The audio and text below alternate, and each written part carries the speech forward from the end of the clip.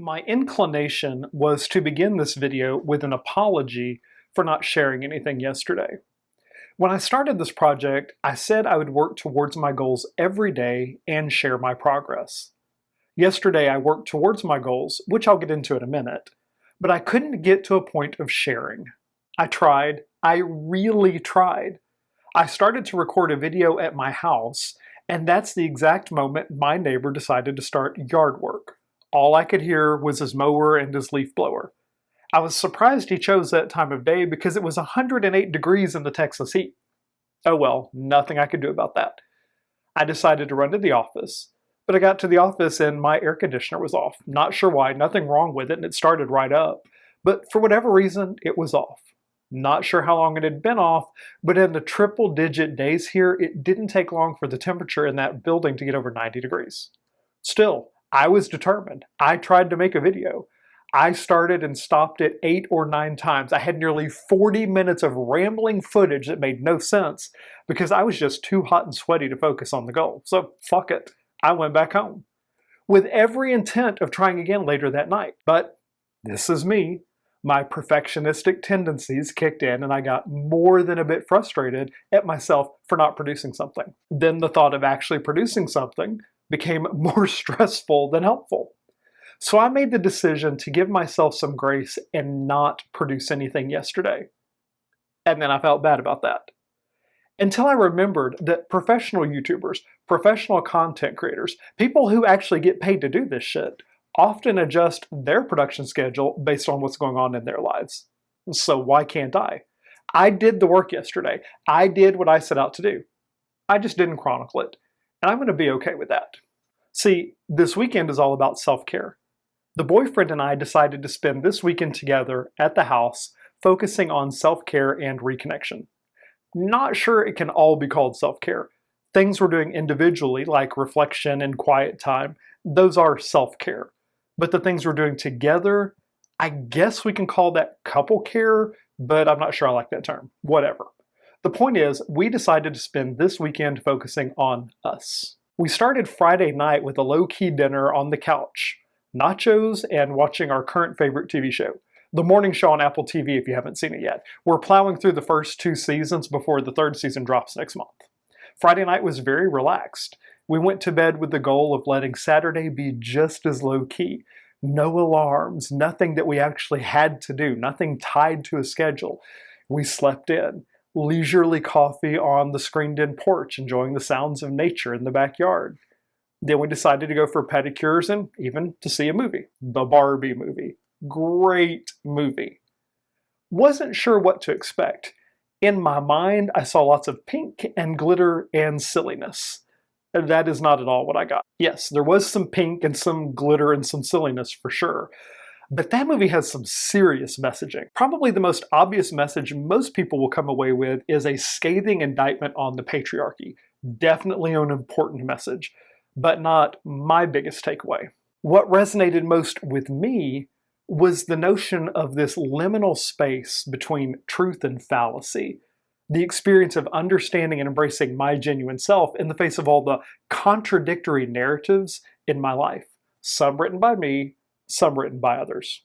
For example, there's this narrative version of me as a mental health professional who successfully helps other people navigate difficult times and difficult situations to be their happiest and healthiest selves. And that would require me to be well-grounded and almost perfectly stable. That's one narrative written by those who have an idea of what a therapist is, often when they're looking for a therapist or reaching out for help. Then there's the other narrative, where people have seen representations of therapists in the media, like TV and movies, struggling with their own shit. You think about Shrinking on Apple TV or Frasier. These things are so far-fetched, it is truly unbelievable, but it's entertainment. And then there's a narrative of me going through this process and sharing it. Sharing without much censorship my own struggles with depression and anxiety and imposter syndrome and low self-esteem and all the other things and how it's impacting me. So that's one area where I have some contradictory narratives. How about the narrative of a cis white gay male in America? This actually gets into the realm of counter narratives and not just contradictory narratives. The difference being that Counter narratives are about vulnerable and marginalized groups. They're the stories that detail the experiences and perspectives of people who are historically oppressed, excluded, or silenced. And those stories typically don't align with the expected narrative of their oppressors or the bigger group that holds power, the majority. My queerness is part of a counter narrative. See, people have these ideas of what it means to be a cis white gay male with at least a few layers of privilege. Remember those memes we were all sharing a few years back when COVID left us with nothing to do but doom scrolling and finding any bit of humor to brighten the day? Yeah, they were mostly funny. But they're also based in some reality. Typical narratives of a white gay man include being somehow endowed with this creative energy that all the straights need for decoration or fashion or hair or makeup. Like I can walk into any space, sprinkle some fairy dust, and make it magical. Or the narrative that I live my life on Fire Island or attending massive white parties full of nothing but Abercrombie models hooking up everywhere, famous DJs in the background playing amazing music and strobe lights and disco lights everywhere. Or maybe that I live some designer life where I come home every night to an Architectural Digest worthy home and a husband who's doting on me with a waiting Cosmopolitan in the lounge while a 5-course meal is waiting to be served in the formal dining room. Or that version of me where I'm attending pride parades in nothing but a leather harness and waving flags and streamers and ribbons. Or that version of me that religious idiots have that I'm not even going to name or describe. These are all stereotypical notions about who I'm supposed to be, not unlike stereotypical Barbie in the movie. So I spend so much time caught in that space of truth versus fallacy, real versus fiction, narratives that look very little like my life. And that can be a bit overwhelming in a lot of ways. Sometimes I need to take some time to myself, or we as a couple need to take some time to ourselves to remember who we are and what we're actually about, what life we really want to live. When faced with all these notions and expectations, usually in stark contrast to the goals I or we have, it's easy to get lost or frustrated or hurt or angry or sad or fed up or just fucking tired. It's easy to forget to take care of myself, or for us to forget to take care of ourselves. Not caring for ourselves, individually and as a couple, is a big part of how we got to this place. That's why self-care was the focus for this weekend. We did a lot of time sheltering ourselves from the world and just reconnecting. No worksheets, no activities. At this point, we've really done so much work that we don't need much of a guide to help us the rest of the way. There are still a few couples worksheets and activities we'll tackle over the next week or so, but they aren't heavy or emotionally charged. Things like couples gratitude, where we list out specific areas of gratitude we have for each other and us as a couple, or partner traits and characteristics, where we list out specific things we appreciate and enjoy about each other. Those exercises are really more about maintaining the health of who we are together, and we'll get around to those. But not this weekend. This weekend is about self-care time as we insulate from the world.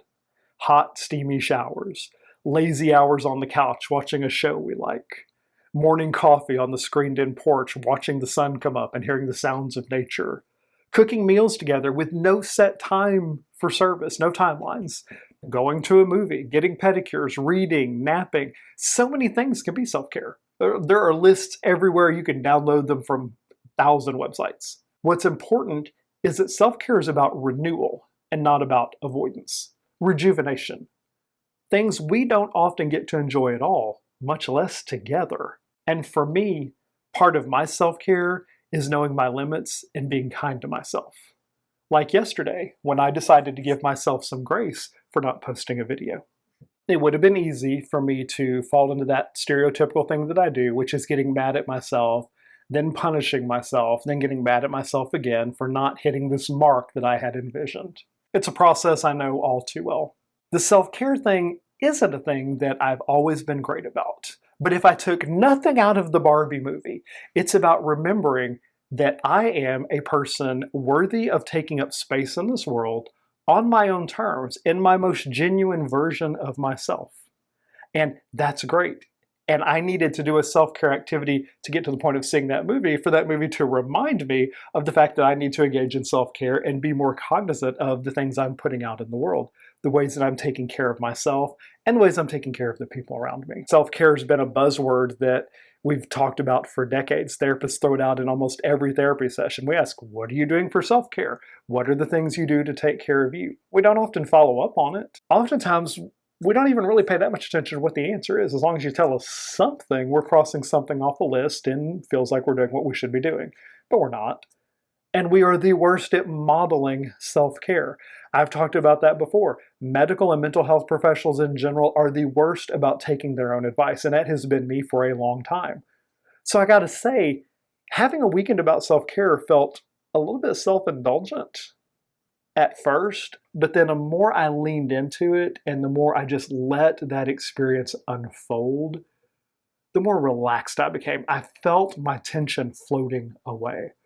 The more laughter there was, the more smiling there was, the more connectivity there was. It's been fantastic for this weekend. So that's where I'm at. I'm stopping this video here to go home, cook dinner with my boyfriend, maybe watch a movie, spend some time cuddling on the couch, maybe some other things. I don't know yet.